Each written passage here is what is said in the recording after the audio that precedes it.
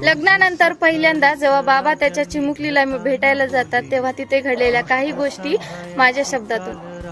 बाबा एकदम घरी आले आणि बघितलं त्यांच्या चिमुकलीला अंगणात घर घर खेळणारी परी त्यांची आज तिचं घर चालवत होती. बाबा एकदम घरी आले आणि बघितलं त्यांच्या चिमुकलीला अंगणात घर घर खेळणारी परी त्यांची आज तिचं घर चालवत होती. लहानपणी जिद्द करून हवं त्या गोष्टी मिळवणारी आज बाबांना अहो बाबा ह्याची काय गरज म्हणून हसत बोलत होती. बाबानेही भारी काही असं आणलं नव्हतं. लेकीच्या लग्नाच्या कर्जामुळे बाबाने फक्त आईच्या हाताचं फराळ तेवढं नेलं होतं. बाबा कसे आहात म्हणताच बाबा छान पोरी म्हणून हसला. बाबा कसे आहात म्हणताच बाबा छान पोरी म्हणून हसला.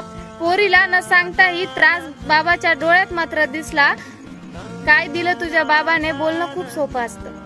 काय दिलं तुझ्या बाबाने बोलणं खूप सोपं असतं. बापाचं जीवन काय ते बाप झाल्याशिवाय कळत नसतं. म्हणून घरी लक्ष्मी म्हणून आणलेल्या पोरीला लक्ष्मी सारखंच ठेवा.